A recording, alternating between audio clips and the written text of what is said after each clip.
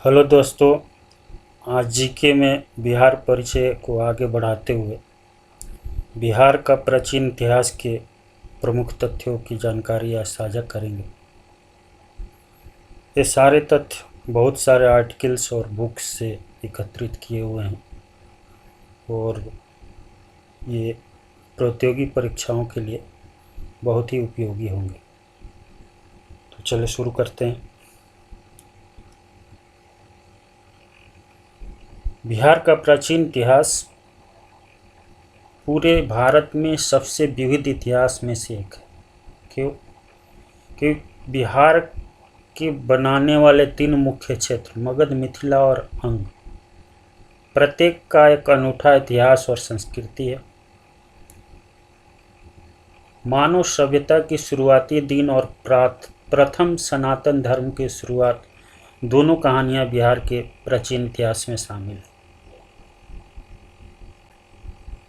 पूरा पाषाण युग भी की झलक बिहार में मिलती है प्राचीन में, और सनातन धर्म, सीता जी का जन्मस्थली बिहार में ही है, जो श्री राम जी से बाद में विवाह हुआ था। तो इसलिए मानव सभ्यता के शुरुआती दिन और प्रथम सनातन धर्म के शुरुआती दिनों की दोनों कहानियाँ बिहार के प्राचीन इतिहास में शामिल है। कालखंड के अनुसार बिहार के इतिहास को 2 भागों में बांटा जा सकता है। पूर्व ऐतिहासिक काल अप्रॉक्स 15,000 BC ईसा पूर्व से 1200 ईसा पूर्व, और दूसरा ऐतिहासिक काल 1200 ईसा पूर्व से 1200 AD, 1200 ईसा। पूर्व ऐतिहासिक काल किसको कहते हैं? जिसमें उस टाइम पे लिखने की कला नहीं थी। अवशेषों से हम जो आर्कियोलॉजिकल हम खुदाई और उससे मिलते थे, उसके हिसाब से बताया जाता था कि ये किस युग का है, किस टाइम पे है। और ऐतिहासिक काल में लिखने की जो कला थी, साहित्य लेखन, उसके आधार पर। ये दोनों काल बहुत महत्वपूर्ण है। आगे बिहार के इतिहास के स्रोत, पुरातात्विक स्रोत और साहित्यिक स्रोत। पुरातात्विक स्रोत क्या है? जो हम खुदाई के दौरान अवशेष मिलता है, उससे हम आकलन करते हैं। और साहित्यिक स्रोत जो रिटेन है।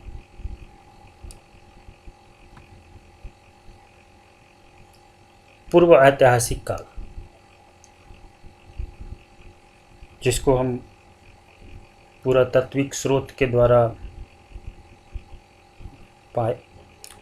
पूर्व ऐतिहासिक काल एक्चुअली 3 युग और भी आगे। सबसे पहले पूर्व पाषाण युग। पूर्व ऐतिहासिक काल जो ऐतिहासिक काल से है, उससे 1 लाख वर्ष का पीछे का है। पूर्व पाषाण युग जो आरंभ ऐतिहासिक काल था, वो आरंभिक प्रस्तर युग के साक्ष्य के रूप में हरत, कुल्हाड़ी, चाकू, खुरपी, रजरप्पा प्राप्त हुए। इस काल के अवशेष जेठियन, गया, मुंगेर और नालंदा जिले में उत्खनन के क्रम में प्राप्त हुए। शुरुआती पाषाण मतलब पत्थर। शुरुआती दौर में हरत, कुल्हाड़ी, मोटे पत्थरों के औजार प्राप्त हुए, जिससे उसी से वो जो उस समय के लोग थे शिकार करते थे और अपना भोजन और जीवन दोनों चलता था।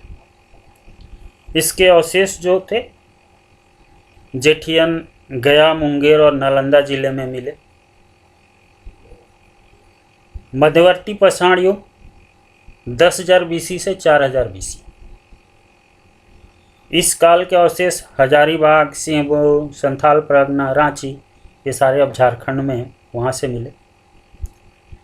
साक्ष्य के रूप में पत्थर के छोटे टुकड़े से बनी वस्तुएं, तेज धार और नोक वाले औजार प्राप्त हुए। मध्यवर्ती पाषाण युग में लोग थोड़ा एडवांस हो गए। उन्होंने उस टाइम पत्थर के छोटे छोटे टुकड़े से वस्तुएं बनाना, तेज़ धार वाली नोक वाले औजार जिससे कि मतलब आसानी से शिकार हो सके, ये सब सीख गए थे। नेक्स्ट, नवपाषाण युग 4000 BC से 2500 BC। इस काल के अवशेष उत्तर बिहार में चिरांद, सारण जिला और चेचर वैशाली से प्राप्त हुए।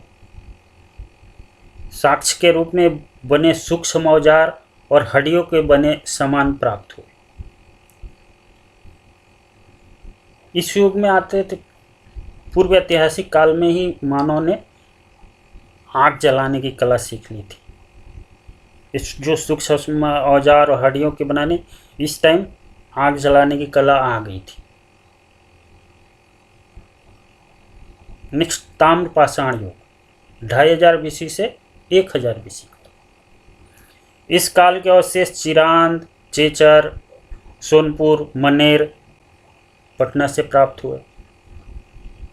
उत्खनन से प्राप्त काले एवं लाल मेरुदंड को समान तौर पर हड़प्पा की सभ्यता की विशेषता मानी जाती।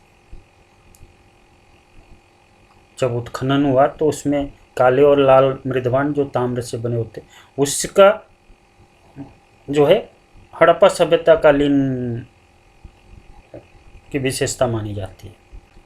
मेरुदंड और मिट्टी के बर्तन के टुकड़े से तत्कालीन भौतिक संस्कृति की झलक मिलती है। इस टाइम लोग खाना पका के खाना शुरू कर दिए थे। लोग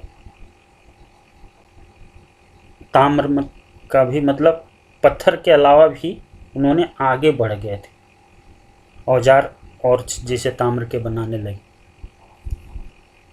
तो धीरे धीरे हम लोग एडवांस होते गए।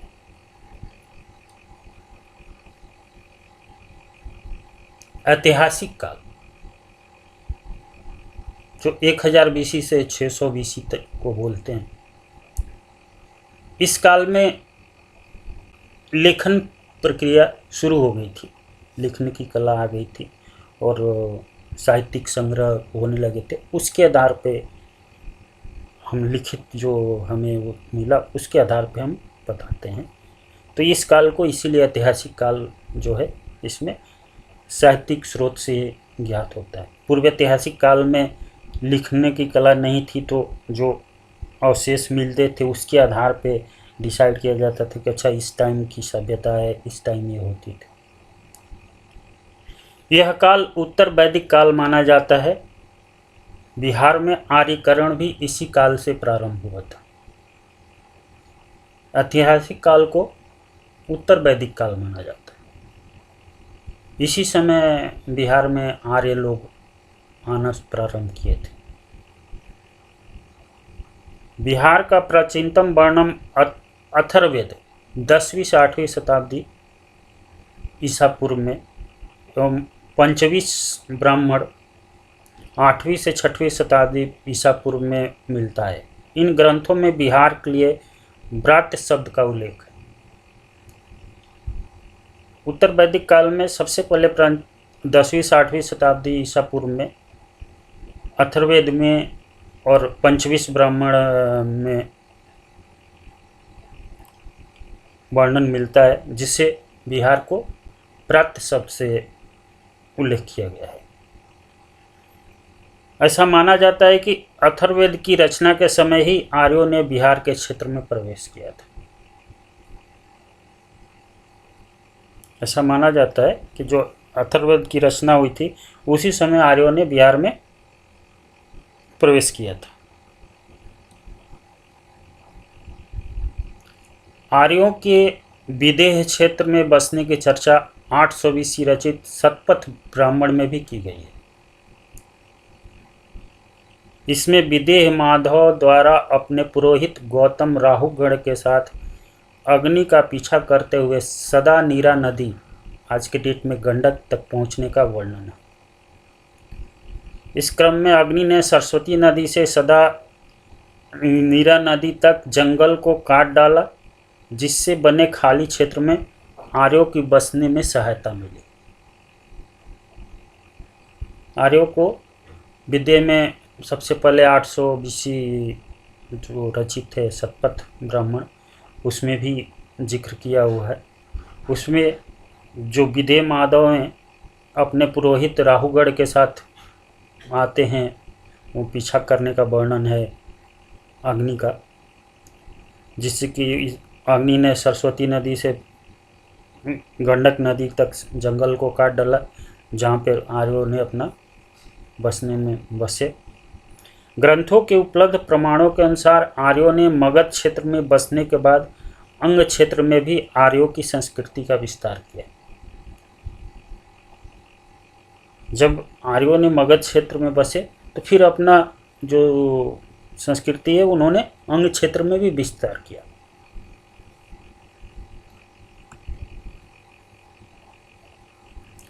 ऋग्वेद में बिहार को किकट कहा गया है। ऋग्वेद में बिहार को किकट कहा गया है। वराह पुराण के अनुसार किकट को एक अपवित्र प्रदेश कहा गया है, जबकि वायु पुराण, पद्म पुराण में गया, राजगीर, पुनपुन आदि को पवित्र स्थानों की श्रेणी में रखा गया है। जो वराह पुराण है उस किकट का मतलब है कि अपवित्र, मतलब कि बिहार एक अपवित्र प्रदेश कहा गया है। लेकिन वहीं पे वायु पुराण, पद्म पुराण में गया, राजगीर, पुनपुन आदि को पवित्र स्थानों की श्रेणी में रखा गया है।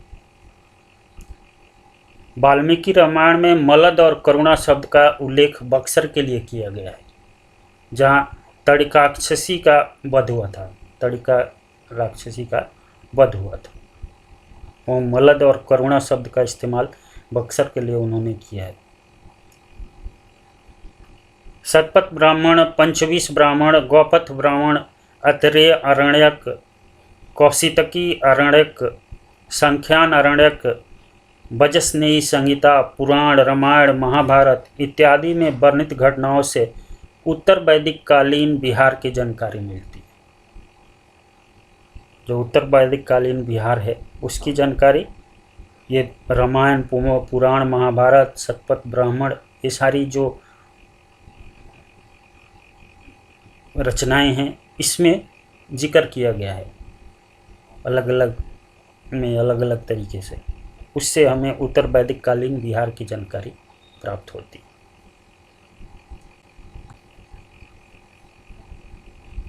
महाजनपद।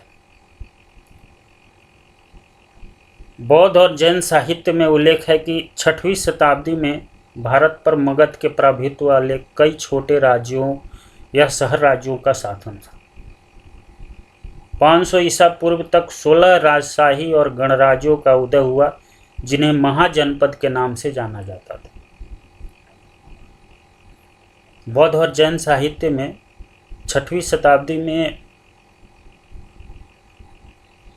16 राजशाही और गणराज्यों का जिक्र है, जिसको महाजनपद के नाम से जाना जाता था। जैसे अंग बिहार में भागलपुर और मुंगेर के आधुनिक प्रभाग और झारखंड के साहिबगंज और गोंडा जिलों के कुछ हिस्से भी वो अंग राज्य में आते थे। मगध राजगृह या गिरिव्रज में अपनी पूर्व राजधानी के साथ पटना और गया के डिवीजनों को कवर करता था। ये सारे एरिया मगध में आते थे। बज्जी 8 गणतांत्रिक कुलों का एक संघ था, जो बिहार में गंगा नदी के उत्तर में स्थित थे, जिसकी राजधानी वैशाली।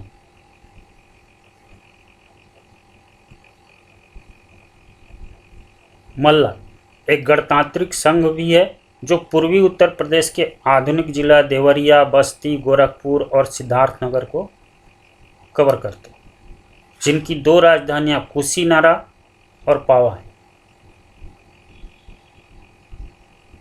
काशी, इसकी राजधानी वाराणसी सहित बनारस का वर्तमान क्षेत्र शामिल है।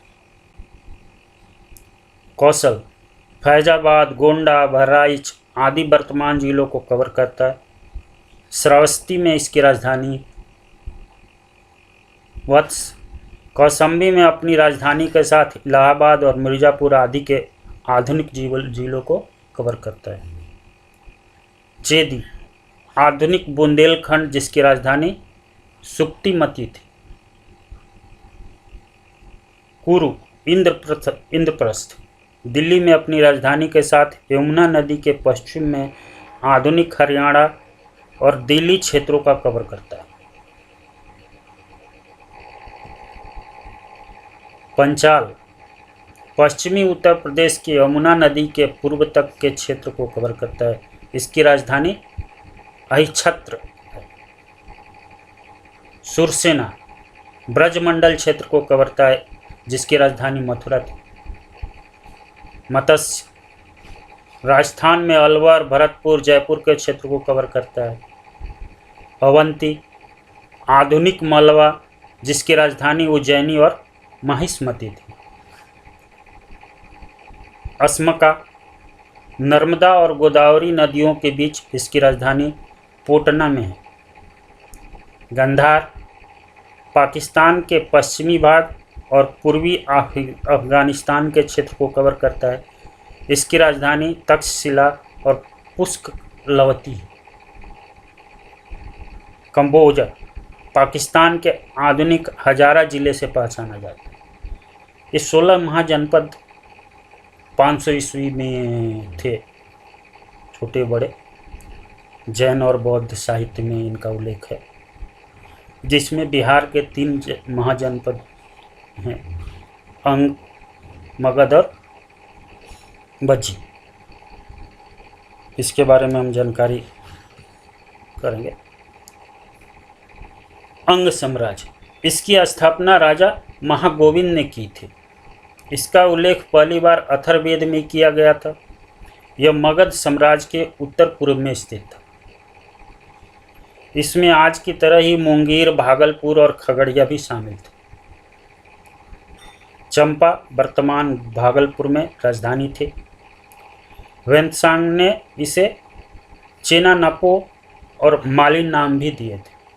चंपा, जो अभी वर्तमान में भागलपुर है, अंगराज की राजधानी थी। चीनी यात्री वेंत्सांग ने इसे चेनानपो और मालिन नाम भी दिए थे। मगध साम्राज्य, मगध साम्राज्य का उल्लेख पहली बार अथर्ववेद में मिलता है। इसने बौद्ध धर्म और जैन धर्म के विकास में महत्वपूर्ण भूमिका निभाई। मगध में बौद्ध धर्म और जैन धर्म शुरू से ही था। यह उत्तर में गंगा से लेकर दक्षिण में विंध्य तक और पूर्व में चंपा से लेकर पश्चिम में सो नदी तक फैला हुआ था। इसकी राजधानी गिरिव्रज या राजगीर चारों ओर से 5 पहाड़ियों से घिरी हुई थी। बाद में पाटलिपुत्र नई राजधानी बनी, जो अभी पटना है। मगध में भारत के 2 सबसे बड़े राजवंश मौर्य और गुप्त साम्राज्य का उदय हुआ, जो भारत के लगभग एरिया में राज की। कौशल, वत्स, अवंती सभी मगध साम्राज्य का हिस्सा थे।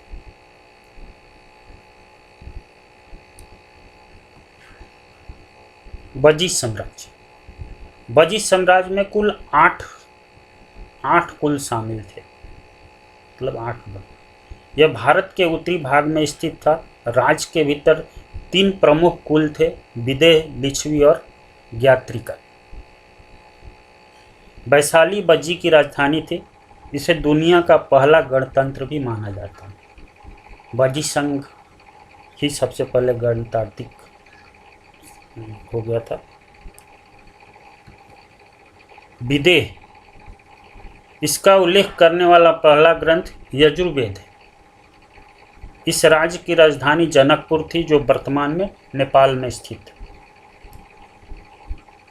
इक्ष्वाकु के पुत्र निमि विदेह ने राज्य चलाया। मिथिला की स्थापना मिथि जनक विदेह ने की थी। इस वंश के 25वें राजा सिरध्वज जनक थे, जिनके द्वारा गोद ली गई पुत्री सीता का विवाह दशरथ पुत्र राम से हुआ।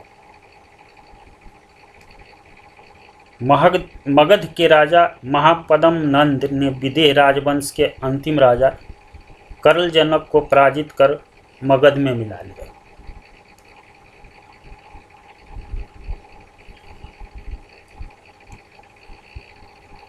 लिच्छवी, यह बजी संघ का सबसे शक्तिशाली कबीला था। वैशाली इसकी राजधानी थी। यह गंगा के उत्तर तट पर और नेपाल में स्थित था। भगवान महावीर का जन्म वैशाली के कुंडग्राम में हुआ था। उनकी मां एक लिच्छवी राजकुमारी राजा चेतक की बहन थी।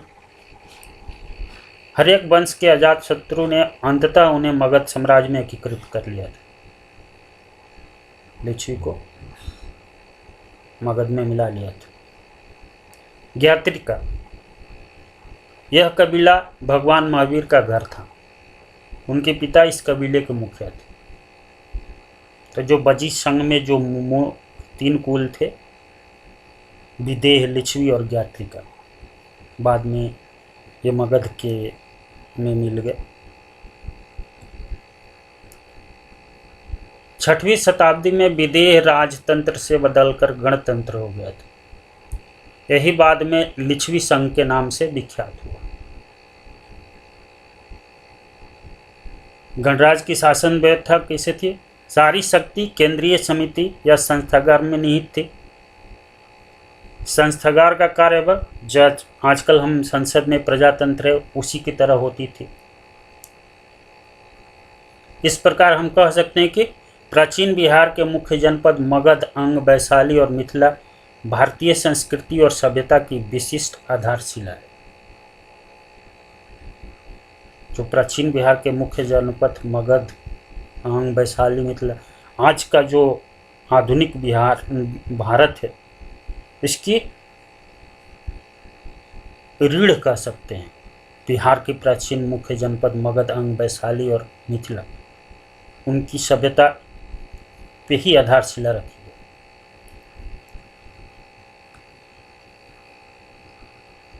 मगध साम्राज्य के उदय और विकास।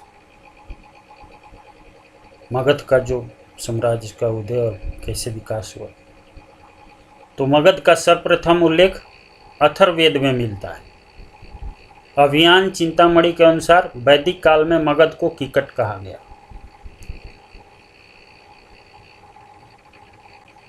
गौतम बुद्ध से पहले बृहदर्थ वंश के बृहदर्थ तथा जरासंध यहाँ के प्रतिष्ठित राजा थे। जरासंध महाभारत में आपने सुना, बहुत शक्तिशाली राजा थे। गौतम बुद्ध से पहले था बृहदर्थ वंश, उसमें बृहदर्थ और जरासंध बहुत ही सम्मानित राजा थे।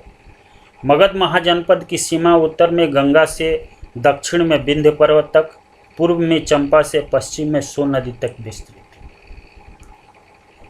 मगध की प्राचीन राजधानी राजगृह थी, जो बाद में पाटलिपुत्र रही।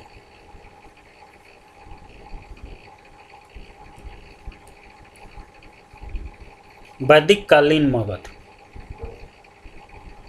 जो वैदिक कालीन था, अभी हमने बताया कि गौतम बुद्ध से पहले, तो बृहदर्थ राजवंश लगभग 1700 से 682 ईसा पूर्व में इनकी वो थी।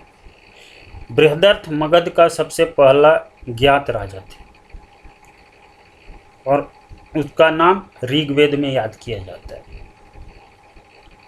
महाभारत और पुराणों के अनुसार बृहदर्थ चेदी के कुरु राजा वसु के सबसे बड़े पुत्र थे। महाभारत और पुराणों के अनुसार बृहदर्थ चेदी के कुरु राजा वसु के सबसे बड़े पुत्र थे। बृहदर्थ के पुत्र जरासंध प्रतापी सम्राट थे। जरासंध ने काशी, कौशल, चेदी, मालवा, विदेह, अंग, बंग, कलिंग, कश्मीर और गांधार राजाओं को पराजित किया था। मथुरा शासक कंस के साथ जरासंध ने अपने 2 पुत्रियों का विवाह किया। बृहदर्थ वंश ने राजधानी वसुमती गिरिव्रज या राजगिरी को बनाई, जो राजगिरी आज राजगीर है। भगवान श्री कृष्ण की सहायता से पांडव पुत्र भीम ने जरासंध को द्वंद्व युद्ध में मार दिया था। इस वंश का अंतिम राजा रिपुंजय थे, जो उनके ही दरबारी मंत्री पुलिक ने मारकर अपने पुत्र को राजा बना दिया और नए वंश की स्थापना हुई। इस वंश के जो अंतिम राजा थे वो रिपुंजय थे।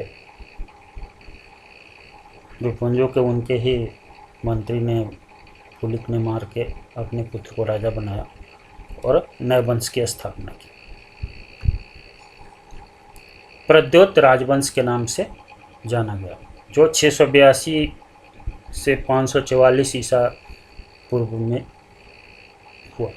रिपुंजय को उसके दरबारी मंत्री पुलिक द्वारा बृहस्थ वंश को समाप्त कर पुत्र प्रद्योत द्वारा एक नए राजवंश की स्थापना की। महाराजा वतिवर्धन महाराजा अजक के पुत्र और राजवंश के अंतिम शासक थे, जिसे एक दरबारी मही ने हत्या कर अपने पुत्र बिंबिसार को गद्दी पर बैठाया और हर एक वंश को स्थापना की। इस प्रदत्त राजवंश के जो अंतिम राजा थे महाराजा वतिवर्धन थे, जो महाराजा अजक के पुत्र थे। उनको उनके ही दरबारी मही नाम के दरबारी ने हत्या कर दी और अपने पुत्र बिंबिसार को गद्दी पर बैठाया, जिसने हर एक वंश की स्थापना की। हर एक राजवंश 544 से 413 ईसा पूर्व।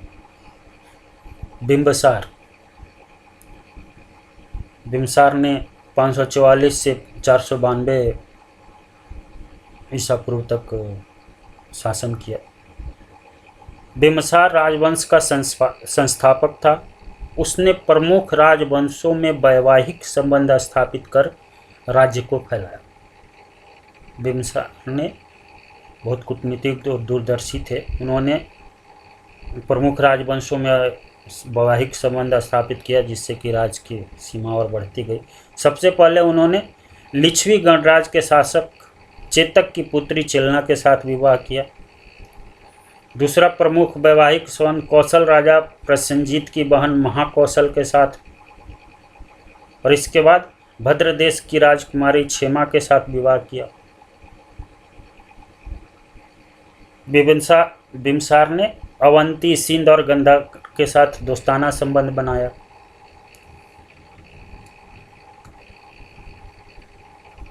बिंबिसार ने अंगराज को जीतकर अपने साम्राज्य में मिला लिया था। वहां अपने पुत्र अजातशत्रु को उपराजा नियुक्त किया था। भारतीय इतिहास में बिंबिसार प्रथम शासक था जिसने स्थायी सेना रखी थी। बिंबिसार ने अस्थायी सेना रखी थी। बिंबिसार महात्मा बुद्ध का मित्र और संरक्षक थे। विनय पिटक के अनुसार बुद्ध से मिलने के बाद उसने बौद्ध धर्म को ग्रहण किया, लेकिन जैन और ब्राह्मण धर्म के प्रति उनकी सहिष्णुता बनी रही। बिंबिसार ने राजवैद्य जीवक को भगवान बुद्ध की सेवा में नियुक्त किया था। ये राजवैद्य जीवक जो थे वो अम्रपाली के उससे पैदा हुए थे, बिंबिसार के ही पुत्र थे। अम्रपाली लिच्छवी की वेश्या थी। आगे अभी हम बौद्ध भिक्षुओं को निःशुल्क जल यात्रा की अनुमति दी थी। अम्रपाली वैशाली की नर्तकी एवं परम रूपवती काम कला प्रवीण वेश्या थी। बहुत सुंदर थी। वैशाली की नर्तकी थी। अम्रपाली के सौंदर्य पर मोहित होकर बिंबिसार ने लिच्छवी से जीतकर राजगृह में ले आए। उनसे एक पुत्र हुआ जिसका नाम जीवक था, जो एक प्रख्यात चिकित्सक और राजवैद्य बने, जिनको बुद्ध के उसमें लगाए। बिंबिसार ने करीब 52 वर्षों तक शासन किया। बौद्ध और जैन ग्रंथानुसार उसके पुत्र अजातशत्रु ने उसे बंदी बनाकर कारागार में डाल दिया, जहां उसका 492 बीसी में निधन हो गया।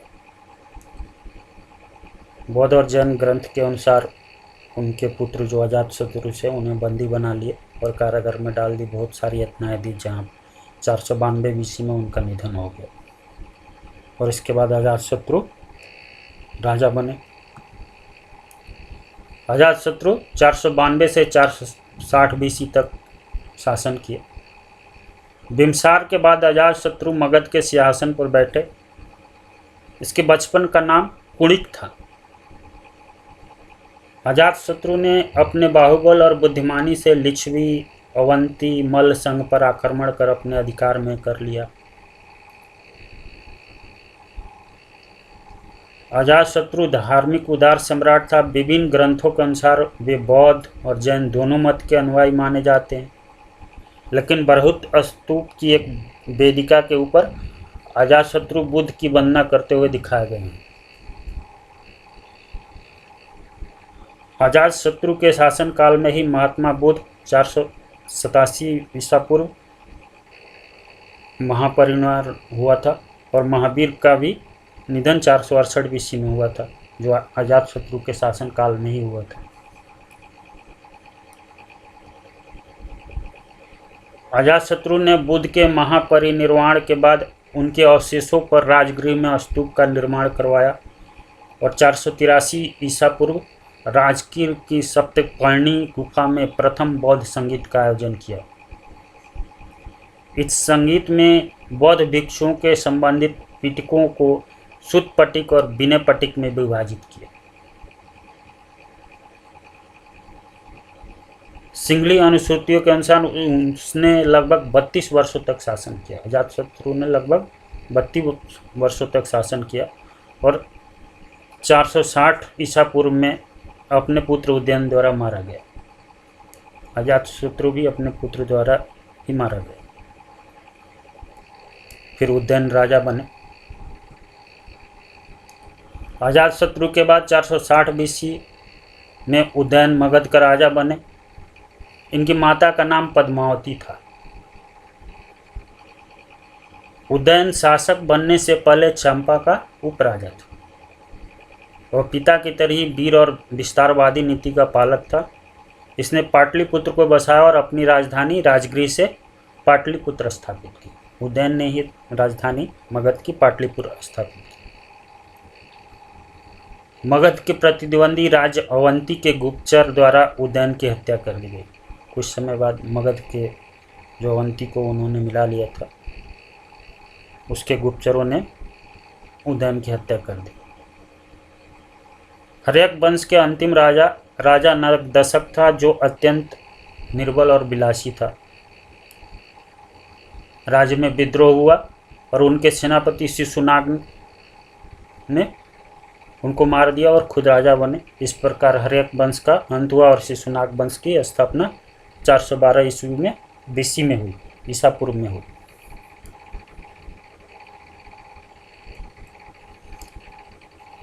शिशुनाग राजवंश अप्रॉक्स 412 से 344 ईसा पूर्व।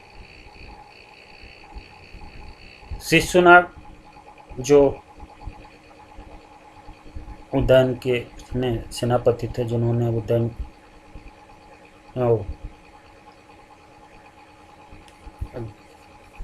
उनको मार के उदयन के जो अंतिम हर्यक वंश के राजा थे, शिशुनाग उनको मार के राजवंश के संस्थापक बने।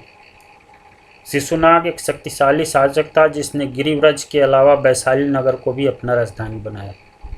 शिशुनाग ने 2 राजधानी बनाए, गिरिव्रज और वैशाली। सर्वप्रथम मगध के प्रबल प्रतिद्वंदी राज अवंती को मिलाया। सबसे पहले उसने अवंती को मिलाया। ये सबसे प्रतिद्वंदी थे, जिन्होंने उदयन के उसके गुप्तचरों ने मार दिया था। अजातशत्रु ने भी अवंती को किया था। मगध की सीमा पश्चिम मालवा तक फैलाई और वत्स को मगध में मिला दिया। वत्स और अवंती के मगध में विलय से पाटलिपुत्र के पश्चिमी देशों से व्यापारिक मार्ग के रास्ता खुल गए। 384 BC में शिशुनाग की मृत्यु हो गई। फिर शिशुनाग के पुत्र कालाशोक थे, जो उनकी मृत्यु के पश्चात मगध के शासक बने। महावंश में इसे कालाशोक तथा पुराणों में काकरवर्ण कहा गया है। कालाशोक ने अपनी राजधानी को पाटलिपुत्र स्थानांतरित कर दिया। कालाशोक के शासनकाल में 383 ईसा पूर्व ही बौद्ध धर्म की द्वितीय संगीत का आयोजन हुआ। कालाशोक 28 वर्षों तक शासन किया। बाणभट्ट रचित हर्षचरित के अनुसार कालाशोक को राजधानी पाटलिपुत्र में घूमते समय महापदय नंद नामक व्यक्ति ने चाकू मारकर हत्या कर दी थी। 366 ईसा पूर्व कालाशोक की मृत्यु हो गई थी। महाबोधि वंश के अनुसार कालाशोक के 10 पुत्र थे जिन्होंने मगध पर 22 वर्षों तक कालाशोक के बाद शासन किया और आखिरी 345-44 ईसा पूर्व में शिशुनाग वंश का अंत हुआ और नंद वंश का उदय हुआ।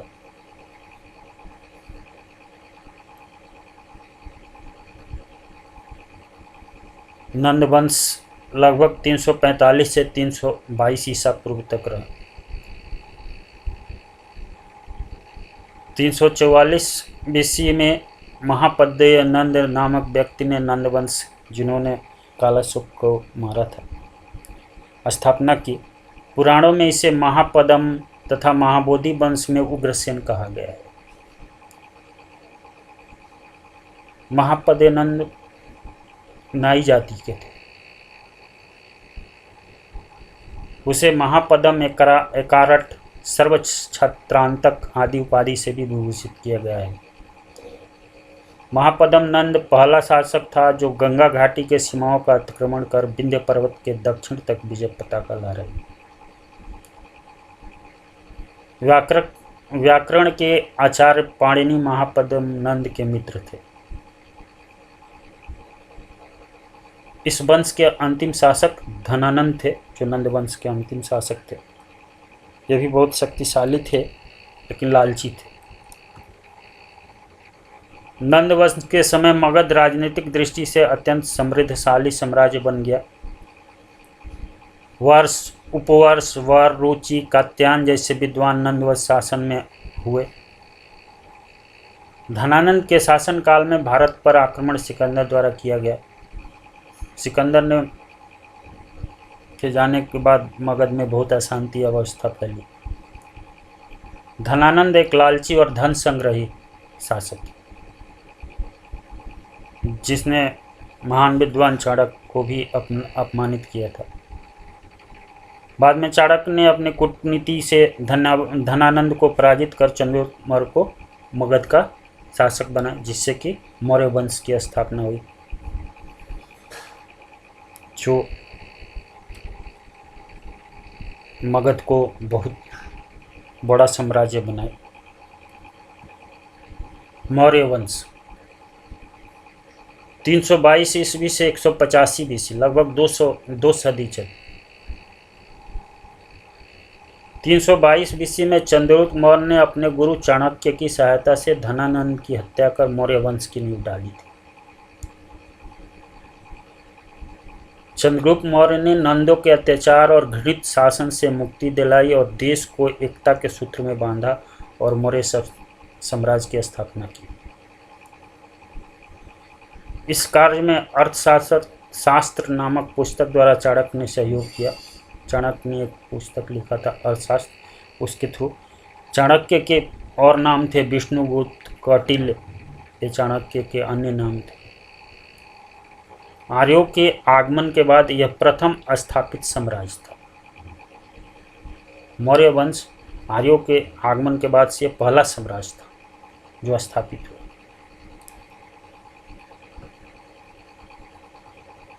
चंद्रगुप्त मौर्य, जिन्होंने मौर्य वंश की स्थापना की, 322 BC से 298 ईसा पूर्व तक रहे।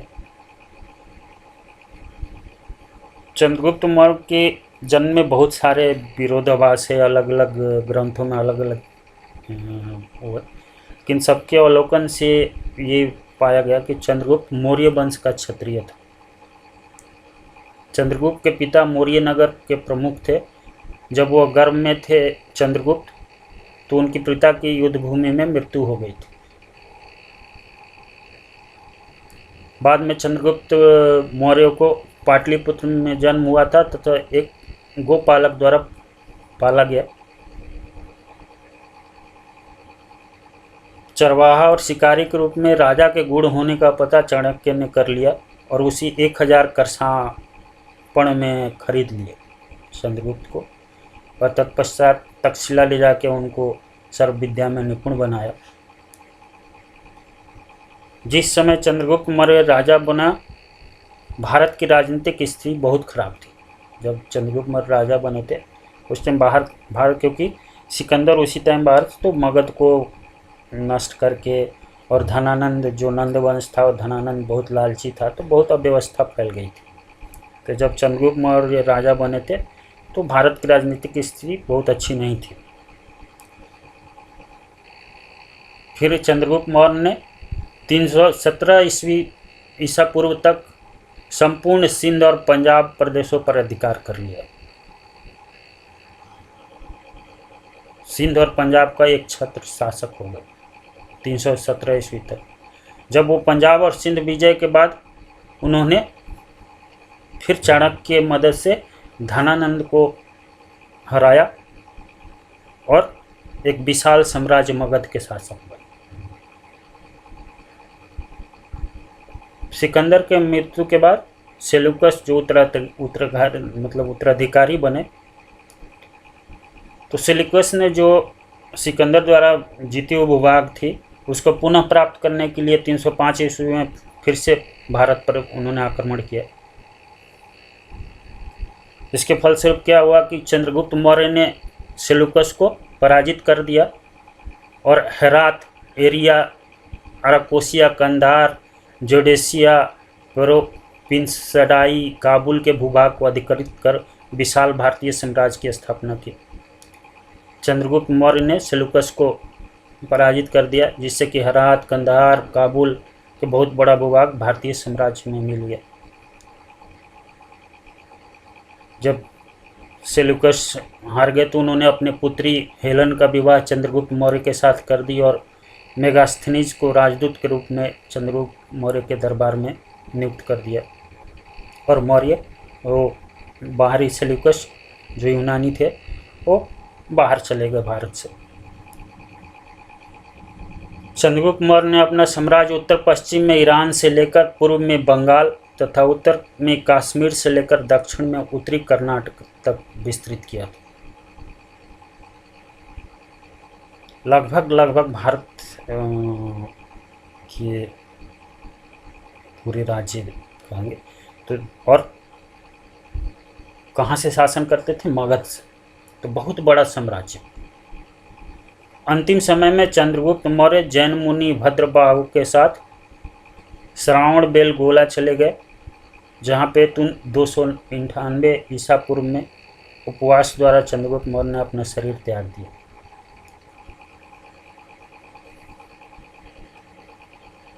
चंद्रगुप्त मौर्य के बाद उनके बेटा बिंदुसार उनके उत्तराधिकारी बने, जो 298 से 273 ईसा पूर्व तक शासन किए। वायु पुराण में उन्हें बिंदुसार को मद्रसार और जन साहित्य में सिंहसेन कहा गया है।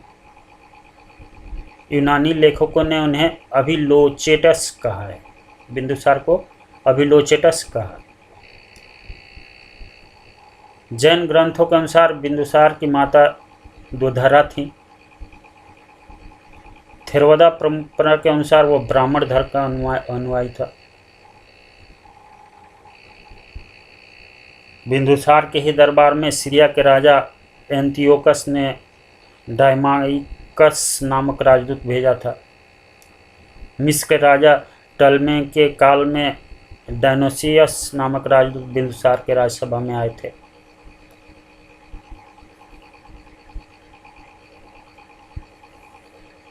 दिव्यदान के अनुसार बिंदुसार के शासनकाल में तक्षशिला में 2 विद्रोह हुए, जिसका दमन करने के लिए पहली बार अशोक और दूसरी बार सुसीम को भेजा गया, जो बिंदुसार के पुत्र थे। दिव्यदान में ही लिखा हुआ है कि अशोक अवंती का उपराजा था।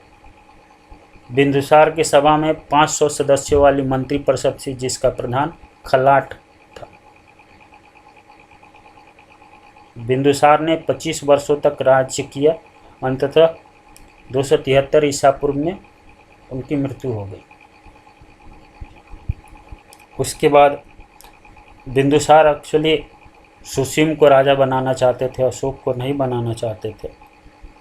तो शुरुआती जब राजा अशोक बने तो काफ़ी प्रॉब्लम्स आई थी। तो सम्राट अशोक 273 से लेकर 236 ईसा पूर्व तक शासन किए। जब उनको राजगद्दी मिली तो अशोक को अपनी आंतरिक स्थिति शुरू करने में 4 वर्ष का समय लग गया, क्योंकि वो अपने 100 भाइयों में 99 को मार के सिर्फ एक को छोड़ के राजा बने थे। और बिंदुसार भी नहीं चाहते थे, वो सुसीम को राजा बनाना चाहते थे। इसलिए आपसी टकराव होने के कारण राजगद्दी मिलने के बाद भी आंतरिक स्थिति बहुत खराब लगी, जिसको ठीक करने में उन्हें 4 वर्ष समय लग गया। इसलिए उनको जो राज्यारोहण हुआ 269 ईसा पूर्व में हुआ। सिली अनुश्रुतियों के अनुसार अशोक ने सिर्फ एक को छोड़कर 99 भाइयों की हत्या करके राज्य सिंहासन प्राप्त किया था। अभिलेखों में उसे देवना, प्रिय एवं राजा आदि उपाधि से संबोधित किया गया है। मास्की तथा गजरा के लेखों में उसका नाम अशोक तथा पुराण में उसे अशोक वर्धन कहा गया है। देवदान में अशोक की माता का नाम सुभद्रांगी है, जो चंपा के एक ब्राह्मण की पुत्री थी।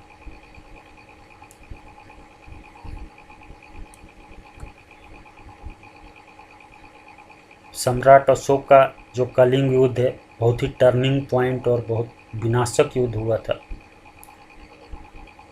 अशोक ने अपने राज्याभिषेक के 8वें वर्ष 261 ईसा पूर्व में कलिंग पर आक्रमण किया था।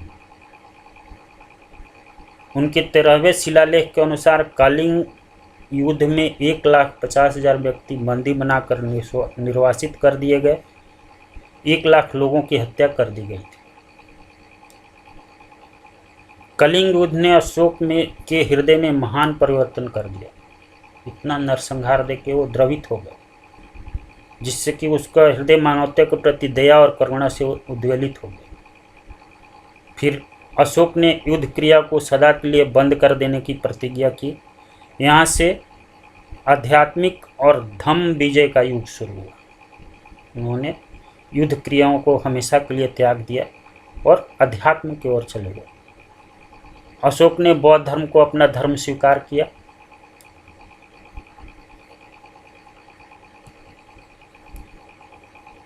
सिंहली अनुश्रुतियों, दीपवंश और महावंश के अनुसार अशोक को अपने शासन के 14वें वर्ष में निगोथ नामक भिक्षु द्वारा बौद्ध धर्म की दीक्षा दी गई थी।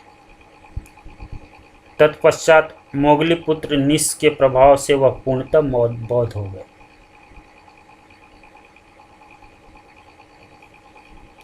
सम्राट अशोक ने बौद्ध धर्म पूर्णतः अपना लिया। कलिंग युद्ध के बाद अशोक ने व्यक्तिगत रूप से बौद्ध धर्म अपना लिया और साम्राज्य के सभी साधनों को जनता के कल्याण हेतु लगा दिया।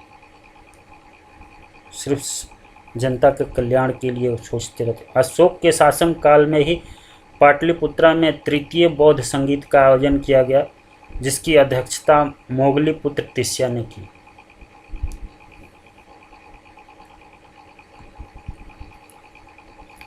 अशोक ने अहिंसा, शांति तथा लोक कल्याणकारी नीतियों के विश्वविख्यात तथा अतुलनीय सम्राट।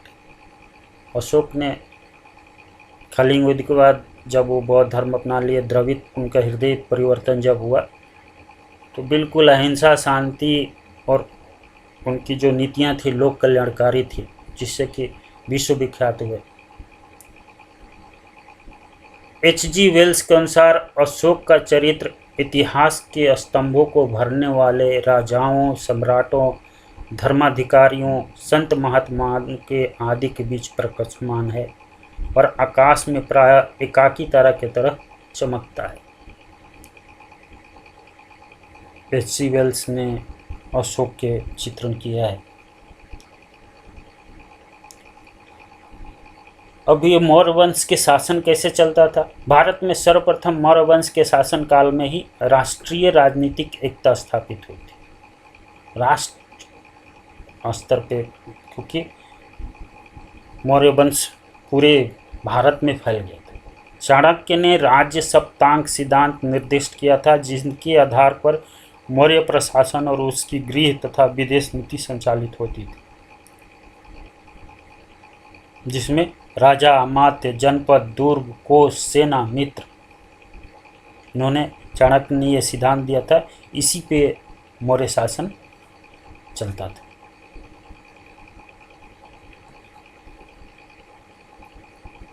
मौर्य साम्राज्य में सैन्य व्यवस्था,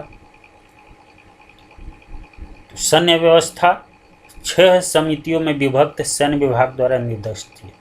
प्रत्येक समिति में 5 सैन्य विशेषज्ञ होते थे।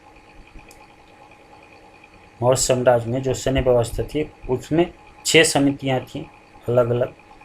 प्रत्येक समिति में 5 सैन्य विशेषज्ञ होते थे। पैदल सेना, अश्व सेना, गज सेना, रथ सेना तथा नौ सेना की व्यवस्था थी।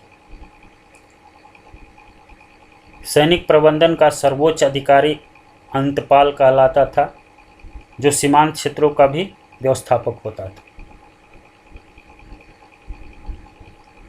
मेगास्थनीज के अनुसार चंद्रगुप्त मौर्य की सेना 6 लाख पैदल, 50,000 अश्वारोही, 9,000 हाथी, 800 रथों से सुसज्जित अजेय सैनिक थे।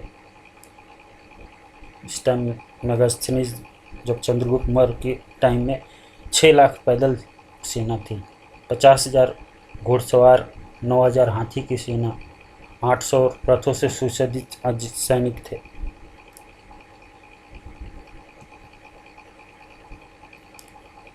जो मौर्यों के समय में प्रांतीय प्रशासन, चंद्रगुप्त मौर्य ने शासन संचालन को सुचारू रूप से चलाने के लिए 4 प्रांतों में विभाजित कर दिया था, जिन्हें चक्र कहा जाता था।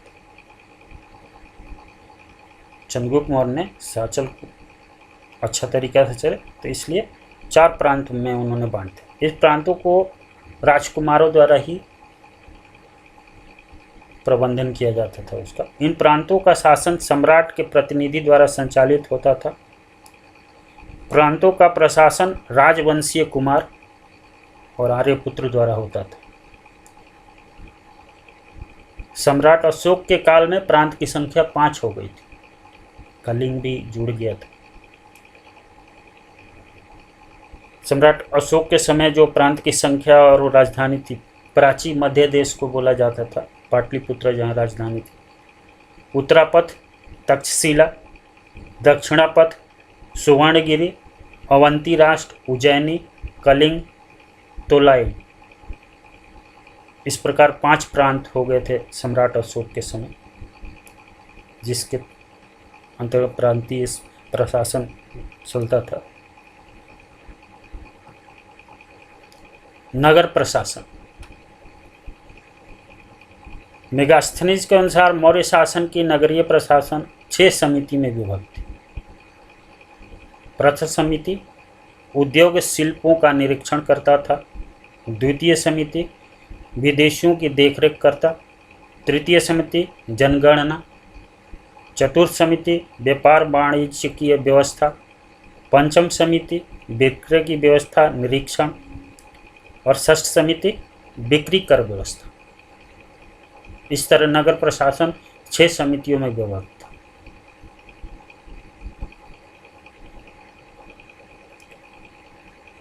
यूनानी स्रोतों से ज्ञात होता है कि नगर प्रशासन में 3 प्रकार के अधिकारी होते थे। एग्रो न्याय, जिसको जिलाधिकारी बोलते थे। एंटीनोमई, नगर आयुक्त और सैन्य अधिकारी।